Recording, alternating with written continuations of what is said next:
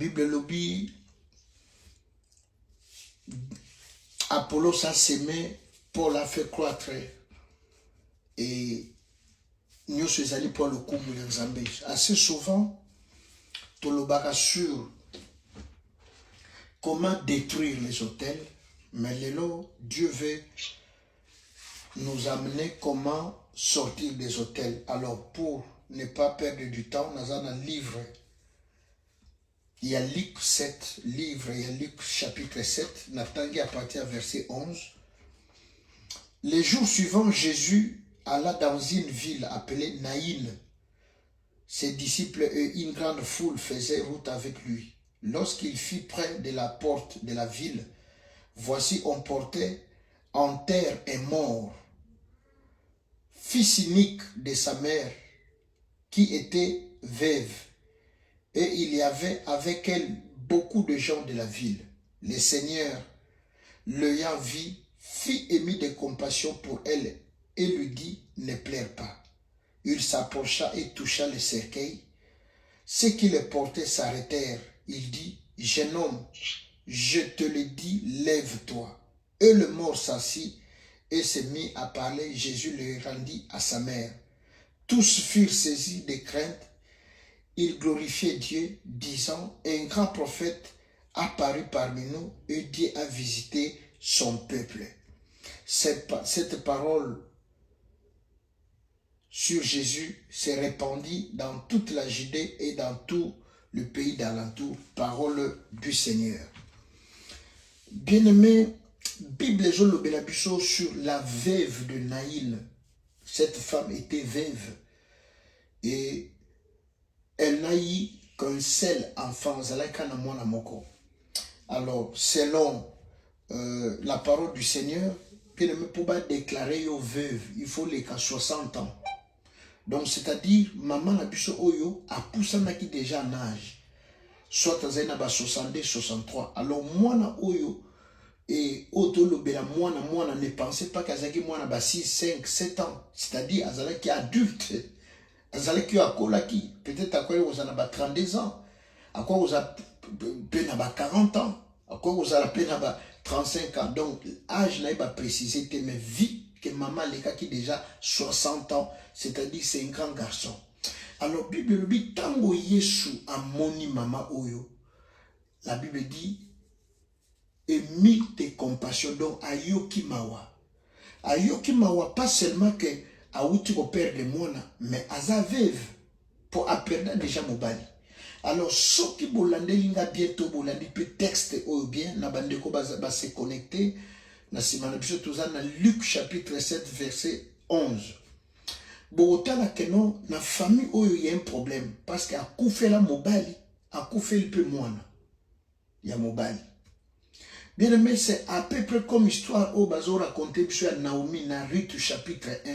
La Bible dit azalaki na mobali komona Elimelech et balongwa ki Bethléem, baki na pays ya Moab. Pourquoi? Parce que nzale kota ina Bethléem Moab, Nzamba visita ki bon il y avait la prospérité. Ndenge biso pe totika ba Congo, tokeboye, les bandits les loteza makambwakala. Alors, la Bible nous dira que tant ba komi na mboka au bout d'un certain moment, tata on a kombo Elimelech. Elimelech est là que mon Dieu est roi, mon Dieu est grand. Tata a koufi. Paradoxe c'est ça que ba outi na Bethléem, la maison du pain, ba ki na Moab. Or que Moab, histoire Moab ezali, comment dirais-je, Moab ezali fruit inceste yaba makambo belé.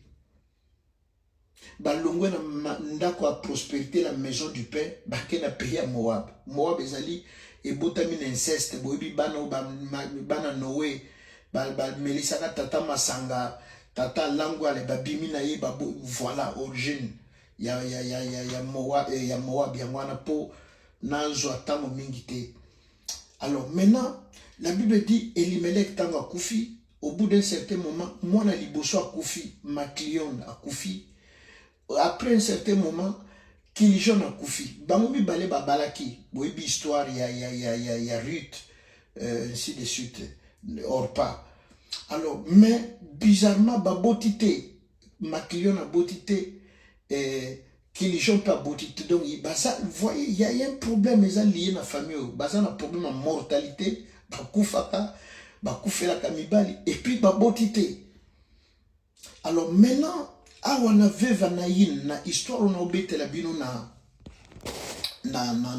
Luc 7, papa akufa, mwana oya tigala kia libuso, père mobali, l'unique fils akufi. Alors la maman doit être triste, doublement triste, parce que aza veuve et puis elle perd les sous mwana. Bien le même jour, na na Londres, na joué rosta na gare du Midi na biso awa, et un frère a reconnaître un train. Ayeko vana nanga permettre bali au solo là. Ah bali websa mutu na nzambe en tout cas. Pa pasteur to ignora kabino, to finga bio to critica ka me bozo sala musala. Bozo sunga biso mabota ngabi betel solo problème ya le papa. O moninga nde na boye. Naza mort vivant.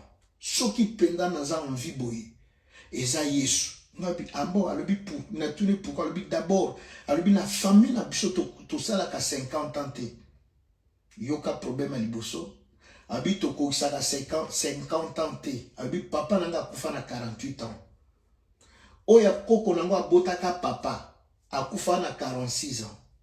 Alobi donc biso alobi na basi na mibali to sala ka 50 ans te. Alobi alors yami balé alobi papa bota biso 6 akufa. Alobi ya liboso aza mwana mwasi kitoko makasa bima kutu Miss Monde. Abala 3 fois, a divorcé après 3 fois. Boyoki déjà problème il y a mortalité et s'ajouter deuxième problème babalaka mais bavanda na mabalate. Alobi ya mi balepe abima Miss na Congo. Non, il y a liboso ibsenga abima ki Miss universel quelque chose, univers, oui, univers. Alobi papa toza kitoko ya kosakanate. Alobi ya mi balepe abima Miss na Kinshasa. Mi bali ba welele oui, ba boti ba bali pe a divorcé 2 fois. Ya mi sa toza mwasi. Akufa mena 42 ans. Alors, 4e ezanga na za mobali. Siko eko ajouter nga 3e problème eza nini? D'abord bana problème mortalité, deuxièmement bana problème mariage. Yami sato yo sanga le ba kufa ka maladie esala ke ba kufa eza maladie ya diabète. Na lobi ambo na komi ko yoka mawa na komi pe curieux na yoka histoire na bango. Alors na yeko tuna lobi maintenant ça s'est passé comment lobi papa to souffra. Médecin ni to monate. Place ni to kota te poto jalobiko. Alobi tellement ba soigner biso na bokoko kisi ya mindele to bikite ndete ko luka nzambe to na ba église na ambo. Alobi to luka to ba origine nini tango pourquoi papa kufa to découvrir d'abord que papa kufa na 48 ans. Papa abotaka papa akufa na 46 ans koko na biso. Na bisiko premier année alobi non papa azalaki franc-maçon, azalaki maître donc azalaki mokonzi na franc-maçon. Alobi ateka biso ateka bana. Alobi yango na babando kufa na ba âge wana. Alobi papa pe a hérita na papa na donc na koko na biso mobali azala pe franc-maçon. Ye pa kufa bongo. Papa pe ko kufa bongo. Alobi papa na biso ndenge azala wana. Alobi lisasi eko jouer na nzoto te. Beaucoup tele poison ko kufa te d'ailleurs ko yeba banda ko détecter que kopo biloko ezala akolia ta ko melate. Alobi soki bolandi bo bete masasa banda ko bongwa na crocodile akoti na mai ya limoi. Na lobi ya solo makambo mnene ba lobi oui. Abi papa to luka nzambe délivrance. Alobi to ekoteka même mapangu. Tozo offrande to bâtir telle église ndo moni lelo nga na koma na 54 ans ya na ngali boso pa bongola motema quoi que a perdre ba mariage ye per l'équipe à 50 alobi biso to ju grâce wana pour te ko bâtir bote pour te découvrir qui alobi ba maladie wana pe sila na famille alobi nde na bungana bala na mwasi na bana alobi problème to longa yango. Voilà pourquoi bien aimé Ce soir, nalobi, comment sortir des hôtels? To brisa, peut te briser les lots. To oui. Mais bien aimé, souvent, ce qu'il y a une cause, il y a une origine, il y a une source, il y a malheur, il y a une origine, bien aimé, au combattre en mieux. Au combattre en malam. Tant toujours lié, tant toujours quoi, ça c'est bien, mais c'est comme si on fait un travail à moitié. Toko tapé dans la profondeur, toko na musindo. Bien aimé, na tango la Bible, na tango ya David. Na okene mbangu pona to wele la ngonga na biso ya prière. Nazana 2 Samuel 21. 2 Samuel 21.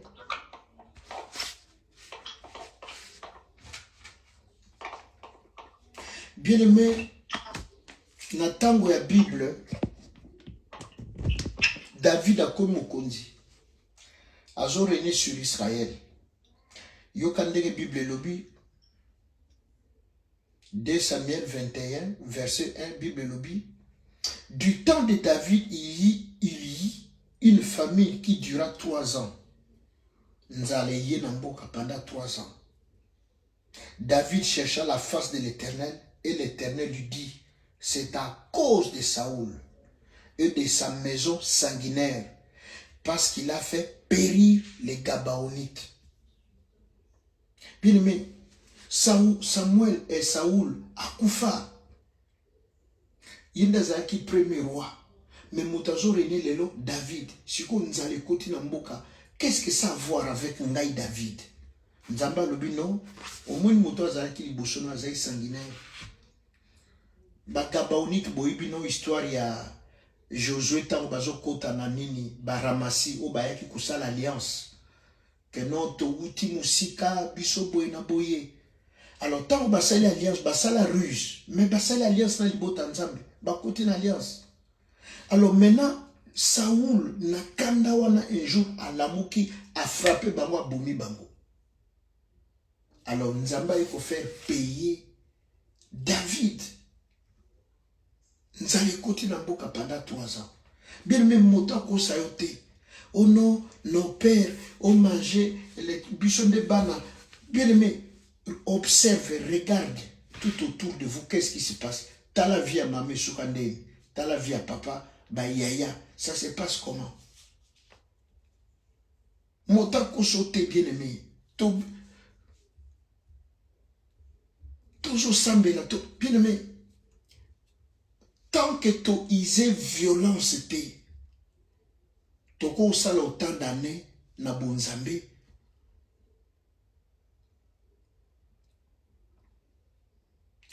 Les liens là vont nous réclamer. Le problème c'est quoi? Le sang. Pas frère Oyo. Papa Oyo a ibisa kinga que papa na bango koufa na 48 ans. Koko na bango na 48 ans. Bango, et le makilo va se porter.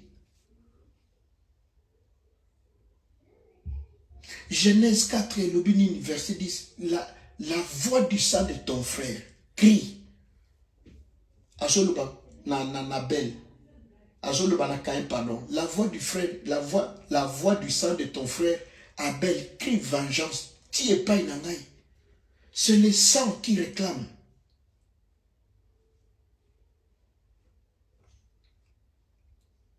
Alors, bien aimé,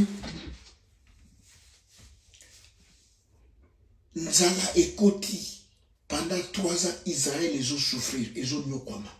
Maintenant, na bomaki moto, ils ont Saoul. Nana tangisaki makila, ils ont Saoul. Mais banan bazo payé peuple. Et dans le moment nini, na règne David. La Bible dit, David a cherché l'Éternel, a cherché. Denge frère Oyo, tout solo ne na star lobby, papa tout lukaki to yeba. Malheur na biso zo mutapi. Boy histoire à Jonas. Bien mais maï bateau et balouki naufrage non mbonge babi tétété commandant kumba ka bateau lobi tétété izalaka boy té ndeni les aboy bien aimé bato ezoningana bamona mutu moko boya batami avandi balobite papa mbonge ya boye agita yo vandi kimia boye. Qu'est-ce qui se passe? Dis-nous. Alors Jonas a lui vecteur ce qui bozunga bobo kinga ne balé problème na bino ici. Donc c'est toi qui nous attire les malheurs, oui, les angaï. Bien aimé, David a cherché nzalezo utabe biso to lukakate to koma kaba victime. David nzamba ebisi alobi à cause ya bagabonite ya prédécesseur na yo. Moto azalaki liboso na yo e aboma asupa makila. Siko nzambe tout sala nini? Nzamba ebisi David formi nini yo kosala. Bien aimé, même comment il s'appelle? Gédéon. Tango akutani na nzambe vaillant héros boina boy. Gédéon, ah mon Seigneur, où sont ces signes, où sont ces prodiges? Nzamba au moins nanda kwa tata na yo. Eza na hôtel moko. Mona nanga soko renverser hôtel wana makambo na bino esili. La Bible dit Gédéon a couru kokene na moite akena na butu. Ce qui est important, à renverser kiango. Tango a renverser hôtel wana. Nzambe bisi reconstruire siko hôtel ya Nzambe. Kene na bibwele mibale moko ya 7 ans, moko soki ya 2 ans. Offrir, sacrifier. Problème na bango silaki te, silaki. Bien aimé bisoto tozana kaka toko bondela lelo lobi toko bondela, mais la situation ne change pas, ne s'améliore pas parce que nous faisons les choses. Nyoka bakata ke na mutu. Na mokila te. Cause et effet, cause ezo salake et pas na bino makambo ezala boy. Yango nde nazo memona poko lelo. Bien aimé, réfléchir tala bien. Hier je parlais avec une sœur, avec singa lobi papa, tozo ke de ko déterrer. Maman na biso na pompage. Pourquoi? Parce que place ango, donc cimetière wana lobi batu bakomi ko somba ango, bakomi ko tonga banda. Nicolas, bien mais il y a, vous imaginez maluko ezanango, ceux qui ba biboye, ceux qui ba ki mwenza, ceux qui ba ntsele, yo zo keneka ko somba mabele, place cimetière, bon ceux ba mort milimo wana, ba komi ko aussi otoninda, ba komi ko bimero na butu. Ba komi ko loba na yo, oyaki ko siéger ici. Vous allez faire quoi?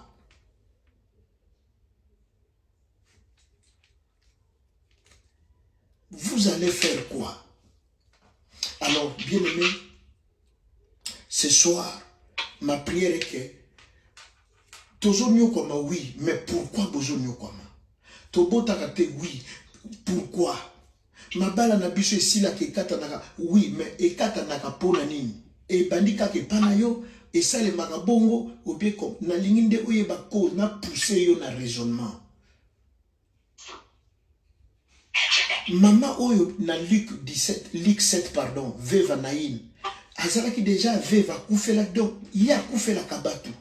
Yangwana Yesu tango la Bible dit emide ayokele mawa. Amon que non maman il y a un problème. A koufela déjà mobile a veuve, a koufela susu atika na mwana donc a koufela susu mwana. Nde Yesu aye comme malissé quoi.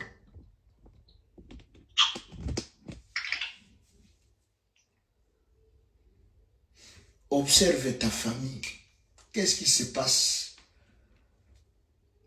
Nini est fréquent. À partir de Okoyeba, s'il faut bâtir un hôtel, tu vas bâtir. S'il faut chasser, tu vas chasser. S'il faut menacer, tu vas menacer. Bien aimé, ce qui n'a qu'elle sous pona kosuki sa poto pondela na Néhémie chapitre 2. Néhémie chapitre 2 pour reconstruire Ndako Yoka Mirail.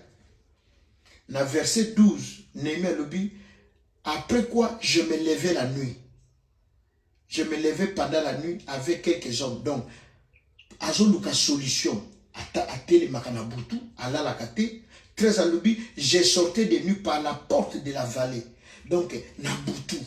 Tango baninga bazolala, ya la kate, aoluka solution. Il faut zone na likambo yo. qu'est-ce qu'il faut faire? Mécanisme nini? Papa, lui, papa, tu as comprendre que papa n'a pas koufa na 48 ans.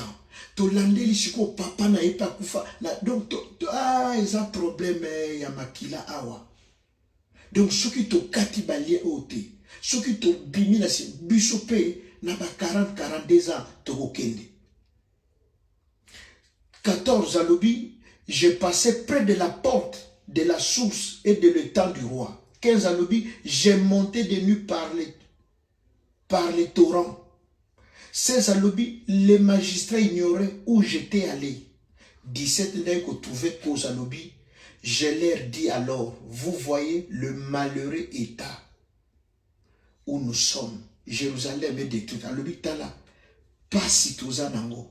Soni tout ça nango humiliation. T'as là, mais c'est carabiso na quartier. Famille wana ya babola.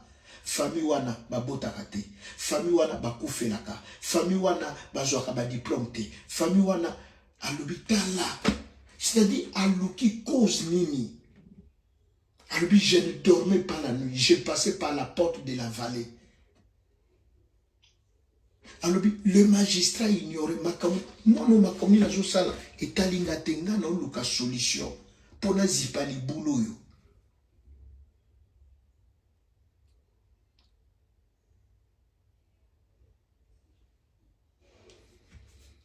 Alors, bien aimé, c'est papa autour solo na train. C'est que moi j'ai compris, et tant on a na comprenant qui que non, eza makila nde entraîné bango na bitumba oyo. Mais tant baluki batuna nzambe, j'ai compris aussi que par le sang nde babimaki na bitumba oyo, donc le sang de l'agneau, makila famille et memi bango n'héritage à mabé, n'héritage à koufa, n'héritage à divorce, n'héritage à maladie bazaine à diabète. Mais tant que makila na yesu eye, et memi purification, et memi sanctification, et memi rachat.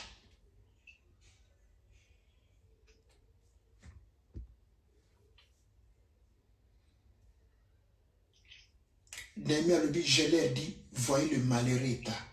Si nous ne nous levons pas, ce qui est limité, situation est qu'on continue. Bien aimé, oyo longité, yangonde bitumba bano bakobunda. Or, la Bible nous dit que mon peuple périt parce que le manque de la connaissance. Oyo yebi. Regarde tout autour de toi. Ta famille. Bano yo boti. Ezo kene ndenge nini.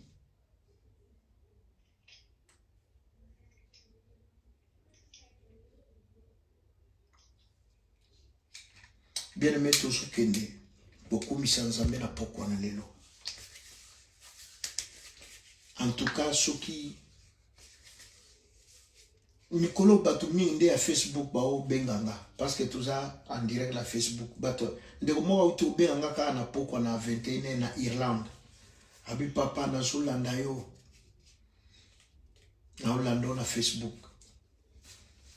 Bien aimé, Néhémie à lobby, si nous ne nous levons pas, alors voyez les malheureux, t'as la passi, t'as la soni, oh tos amis, tos akati na yango. Na 2 Samuel na l'axibino, David a loki cause, ah nzala pourquoi? Bokanisi bango babanda ko kata bilanga te, babanda ko lona te, non ba lona mais mukone zozala te. Era récolte, biloko eza ko kauka. Ou bien sécheresse, ou bien donc Dieu a tout fait, Dieu a tout arrangé. Bien, mais ce que Tali et pas Saoul, l'esprit mauvais de l'Éternel. Bien, mais il y a des choses, il faut bondir ça. Il y a des choses, il faut senga pardon. Il y a des choses, il faut. Et ça n'a pas tout basalia. Bien, mais Moutouna Nzambe, à cause de la pauvre, à cause de. Et ça n'a pas tout gifla basaï Nzambe. Vous pensez que Dieu peut être content, Dieu peut vous bénir. Et ça n'a pas tout gifla papa, na bamo, tata, moboti, ou bien maman. Bien aimé, Ruben, moi, je Jacob, Moïse, je crois, Deutéronome 33,6, si j'ai une bonne mémoire, nombre, je pense. Deutéronome 33,6, oui. Bien aimé, Namabota Nyoso, Moïse va remarquer que Bana Riben, ça ne va pas. Prospérité zate motabonga akuna zate. Ayeko tuna, ayeko comprendre que Jacob l'avait maudit à Genèse 49, verset 1. Tamazo abengi bana naye, alobi boya. Naibisa bino makambo ko lile ko sele manasima elwana nga. Abandi ko maudit Jacob, mon fils aîné, ma force, ma vigueur. Tu n'auras pas la prédomination. Pourquoi? Parce que tu es monté sur la couche. Boyebi bien que Ruben abimana mwasi makambo papa na Bila oyo ya Léa, servante à Léa. C'est là que Jacob va le maudire. Moïse plus tard va remarquer que neni bango prospérité zate. Cela dans nombre Deutéronome 33 pardon verset 6 avec longo la malédiction alobi que Ruben que Ruben vive. Ruben envoie sa kufa kalame ba koko na ye. Sécheresse, pauvreté. Bien mais comme je vous ai dit ça na bato au beta noko na yo pas par rapport à noko de tout le pouvoir mais à mon boti non. Et ça na bato ba beta ba boti na bango, ba beta ba marma. Il y a des garçons qui bimana basia ba papa. Ils ont bana basia bimana mobali ya maman. Bien mais comment tu peux être prospère? Mais aujourd'hui après l'église, aujourd'hui ça nous ba pasteur papa au lieu de la vérité. Que tu as le problème nangeza boyi. Na kota kinda kwanganga na joaka kis na bomisa batu nana makila batu. Bobondi la ponanga. Bien mais yoza na makila batu ezande montena moto ayibi nguba. O lisumu nyo seza lisumu nani akosi yo.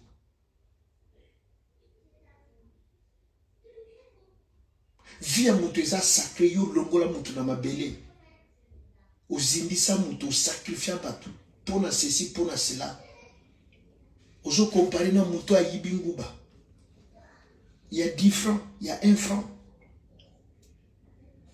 Bible lobini na Genèse. Alobi vie à moteza sacré. Alobi je redemanderai même nyama oya bomi moto na ko tune makila moto wana. Yo bomi sa moto, o bomi sa bato. Zala humble kende solo na bassin na nzaba longo la malédiction.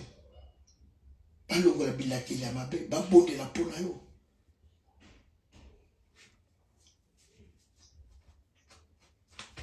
Bien mais toujours kende ko kumisa nzambe. Na poko lelo sa bisongo to ka mongongo na ye. Nzamba lo banga pamba te na za sûr et certain. Même ma pas na biso na ligne. Même na bandeko ba olanda biso na YouTube. Naza convaincu que nzamba ko visiter ndeko moko. Nzamba ko toucher ndeko moko. Toujours kende ko pambola mo bateli moko kisina bilaka oya bombi ya bateli biso utatongo. Boni bakutana kina makama na journal lelo. Boni bakute na ba contre-temps. Moussous ba ampité le boko, asale arrêt cardiaque, AVC, abimaki bien à ton. Bien mais nous ne sommes pas spéciaux, nous ne sommes pas meilleurs. Tout est grâce. Ezangolo, nzamba sali bishuto zala. Totombo mingo, tobandi ko remercier. Tobandi ko tombola monene bonzabe na ye. Alléluia papa lokola yo azate, moyenge bene, moko kisila bila ko vamdi bisika bile kibule.